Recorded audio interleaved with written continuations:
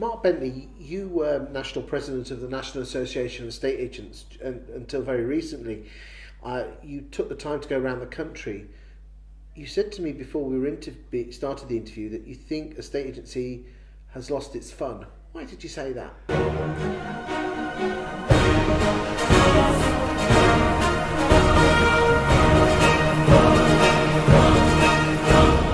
Talk to me. Yeah, it's interesting. I suppose we always look at the past through rose-tinted spectacles, and we obviously have remember good times and everything else.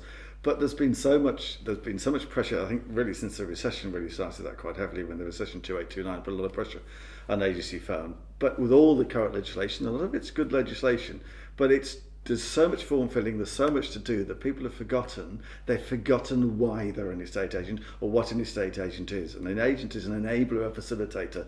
He's somebody who helps people who don't move. And these times, what's the current stats over 20 years that people move house now? When it was, the 7-year itch when I was a young man. People don't move very often. And when they make that decision to move, they really rely on a property professional to help them make that move. And it's very rewarding.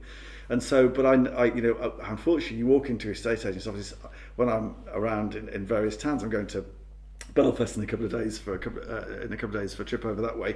When you walk down High Street agents, look into agents' offices, they don't always look like having a great day, even though they probably are having an interesting day. And I just think that they seem to have lost the fun. And when I was over in both in Boston and Washington with the NAEA, with the American agents over there, they really believe that they're making the American dream happen. They really believe that they're doing a great job, and to be honest with you, they're valued in their communities, and they provide this really great personal service. And I just think I had several sayings during my presidency, but one was that a good estate agent is their local property hero, is their local hero for their local area. They know everything, they know what's going on, they know the good places to be, they know all those questions that the public don't know the answers to, a flying freeholder, a leasehold issue, an assignment. But the public don't know what all these things mean, and our job is to help them through that process.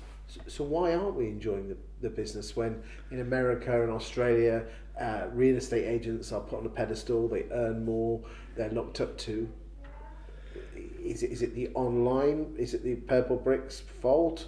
Is it boss's fault? Is it training? All the above? Yeah. I have my opinions, but I'd like to. Yeah, it's good. I think it's a really interesting one, isn't it? It is. I think it's leadership. I think if I'd been given I had even more time to reach the public and explain, the public don't fully understand what agents do.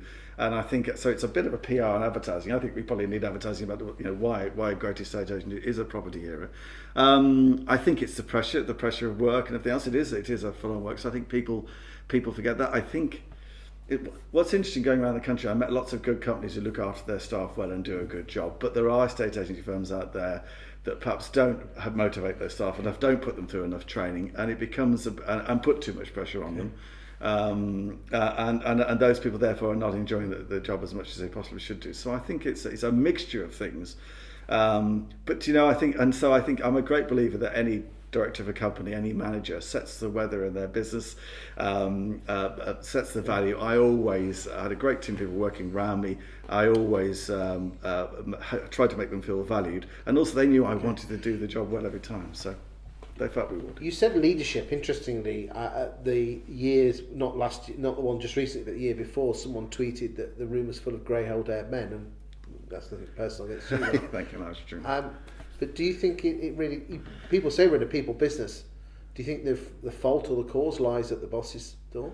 I think, and actually that was, I did see that comment, and actually I was in that room, and there were a lot of grey hair men there, but there were also all mix of ages, and also what is fantastic is a real gender mix these days. Even on our own NAEA board, it's a 50-50 mix of male and female, which is fantastic. We have some fantastic people on the board.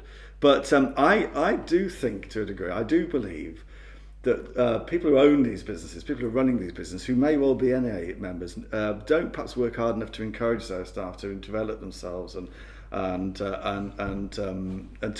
improve and to become members and to see all the benefits. It's interesting that in Australia there was a big conference with thousands of agents go to it, and the tickets cost £500-700, and every single neg is paid for it out of their own pocket. That's interesting, isn't it? Yeah. You would never get that in Britain, would you?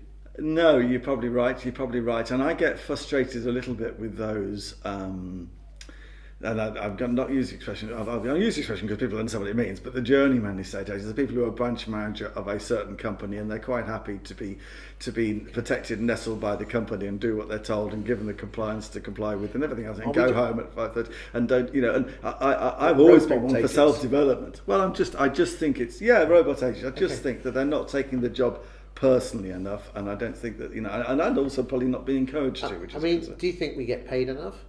I mean, let's be frank. I mean, Peter Knight, good friend of the show, he actually shows that a lot of people blamed Purple Bricks for a degradation of fees, but the fees were slipping years before. Yes, and actually, if you look at, and even in my own town, when the online hit in, it was the agents themselves undercutting themselves, not the.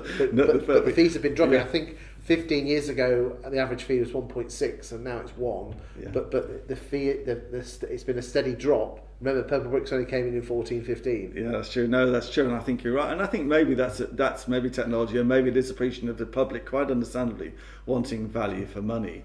But I can quote examples without quoting firms of where, because the public don't move very often and they see an amount of money and think, well, let's get them in, let's talk to them. Does it shock you that only 12% of people go back to the agent they bought or sold their house through? Yes, it does. That's disappointing to hear. Although, again, maybe over a period of time, because they're not moving very often, maybe those agents have moved on, or that member staff. But those are the people that have moved. Yeah. Oh, right. Okay. Yeah. So.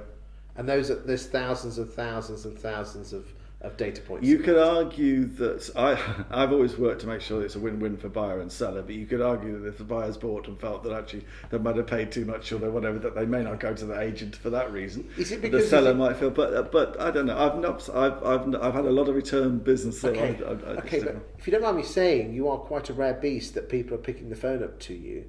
That obviously shows that you have more of a relationship, long-term basis. Whilst I would say most estate agents are transactional. You know, you almost, once the deal's done, they go out the door. Yeah.